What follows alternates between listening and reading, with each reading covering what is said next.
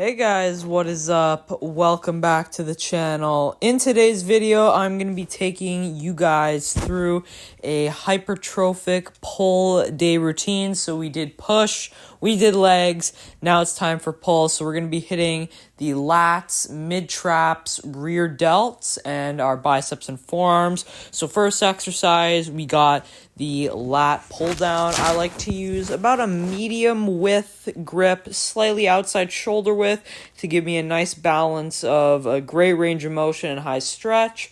But also, I'm going to target our lats a lot rather than our biceps. So we're going to want to really control that negative, and we're going to do 2 warm-up sets on this, but I'm just going to I'm showing you guys right here my first working set. So we're going to do a moderate rep zone around 8 to 15 reps for these sets. So a good amount of reps just to get a pump going. Really going to emphasize that negative like always, and really almost lean forward at the top, and when I hit failure, I'm going to go ahead and do some partial reps, some long length partials to really finish off the lats and mid traps. So we're going to do 3 working sets of this and 2 warm-up sets. It's really going to get the back all fired up, and that's the first exercise. Next, we are going to be doing a dumbbell chest-supported row. I think this is a really good variation if you guys don't have a chest-supported row, like at your gym or at home. I don't actually have one at home, so I think this is a great variation. So I put my chest on the bench, and I think with back, because the back is so complex and there's so many small muscles to it, I think it's great to actually have 2 types of like pulling movements, so one a vertical pull and one a horizontal pull, just to attack the back from 2 different angles. So this is going to be my horizontal pull, and we're obviously pushing the set really hard, emphasizing a deep stretch at the bottom. Again, like the lat pull down, moderate reps, and we're going to do 3 working sets with this. And even if you want, you can take like the last set to a drop set. Again, I'm doing long length partials. A bit harder to do long length partials on these in the lat pull down, but I still get them done and I kind of squeeze my mid traps there as well, just to get a little more stimulus on them, because this is really all we're going to do for the mid traps in this workout. Okay, now we are finished with our main compound back movements. Now we're going to move on to some isolation work for the biceps. I like to do the twisting bicep curl. This is really going to emphasize that peak in our bicep, and I also like to do these seated. I just feel a lot more locked in, and I'm less likely to cheat on the reps when I do them seated. I just think it feels a lot better, but feel free to do these standing. I just personally like to do them seated, so I mean it's really just a preference. So we're gonna do 3 sets of this as well, moderate rep zone again. I like to, except the last set, I actually did go a bit heavier just to see what I can do. I still did them seated. I'm not trying to ego lift. And biceps are one of these exercises where if you do them seated like I'm doing here, once I hit failure, which is very soon, I think I might get one more here. I'm not too sure. Let's see. Yeah, I'm going to get, I think, one more there. And then I'm going to go into some... Oh, no. Oh, we're going for another... Oh, no, we're not. Okay, so now I'm going into some partials. But I like to then stand up and kind of use little bit of cheating. Oh, you can't really see there. But I'm using a little bit of cheating just to push beyond failure. Again, 3 sets with that. Then I also superset that with some reverse pec deck on the cable machine to isolate my rear delts. So when my biceps are resting, I'm going to be working my rear delts here with this. I like to go slightly higher reps with this. I'd say around 10 to 20 with this exercise. I just think certain exercises are better with higher repetitions, and I definitely think that the reverse cable flies are one of them. And again, you want to really control the negative with these cable flies. It's some exercises I just feel are really, all exercises you should definitely control that negative, but especially on these small isolation exercises, you definitely want to be doing that.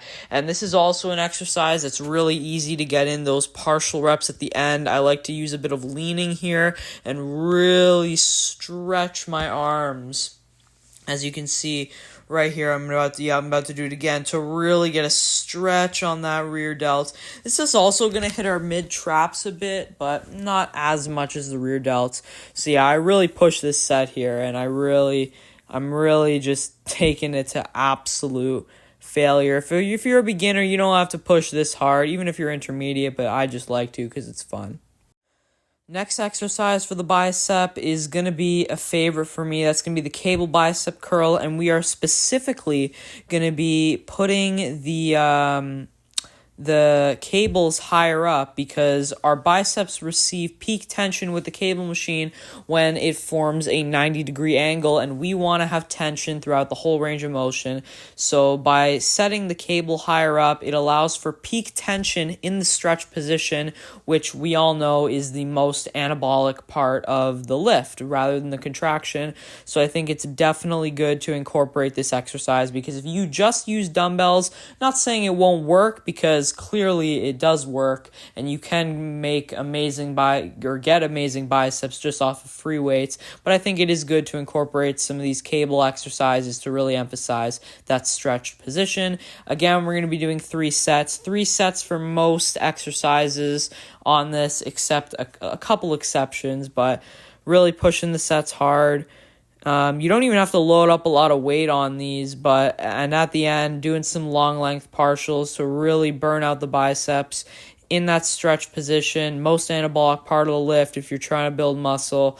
So definitely don't skip out on those long length partials at the end. I think they are super crucial for building muscle. I mean, the research shows it. I'm really pushing a failure, and that is going to be our second bicep exercise. And then we're going to move on to something a little bit more I say a little bit. We're going to move on to the trap bar shrug. This is going to target our upper traps. So we hit the mid traps quite a bit with the rows, pull downs, and with the rear delts, but we didn't really hit any upper traps. So I just want to make sure they're getting in enough volume to grow. So we're going to be doing 3 sets on the trap bar shrug. I like to go moderate reps here.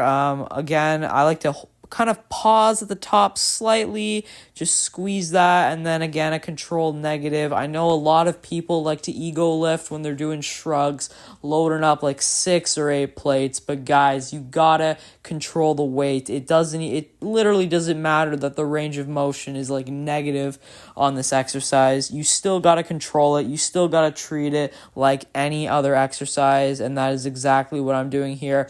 Still doing those long length partials even when I can't get another rep, and I even when I dropped the weight there, I completely fell backwards, but yeah.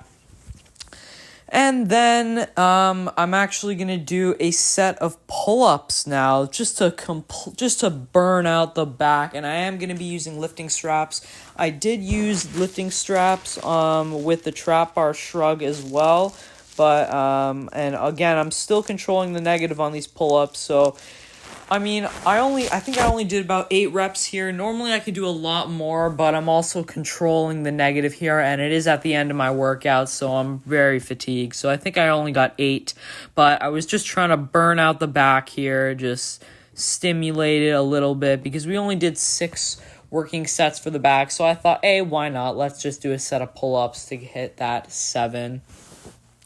I know a lot of people, when they're doing pull-ups, they don't control the negative. Guys, if you're just trying to get strong, you don't really have to control the negative, but it's safer to control the negative. And if you want to build muscle and have an aesthetic physique, I would highly recommend doing that as well. I'm still doing long length partials, even though they are harder, because the pull-up resistance curve is a bit wacky. And then the final exercise is going to be for our forearms. That's going to be the wrist roller. If you guys have not tried this exercise, oh my gosh, this thing is painful. All it takes, I'm doing 6 reps on the wrist roller, but obviously these reps take a long time, as you can see here. I'm actually going to speed this up for you guys because it takes so long and it is so painful. 3 sets of this, guys. My forearms were literally shaking after this. Like, it is absolutely brutal. I cannot recommend this exercise enough if you want to get those big forearms. It is pretty hard to go to failure. I definitely wasn't at failure here. I probably could have got one more if I really grinded it, but it is so painful. As you can see here, I'm lowering it down. I completely dropped the weight, and my forearms are dead right there. But that is going to be the pull workout, guys. So I'll have the workout on screen now. Unfortunately, I didn't actually get to do my cardio that day because I had to go somewhere right after. But definitely do your cardio, guys. You can't skip it. 150 minutes a week. But there it is, pull day 1. So I did day 1 on each muscle group, and I will see you guys again when we do day 2 of each one. Peace.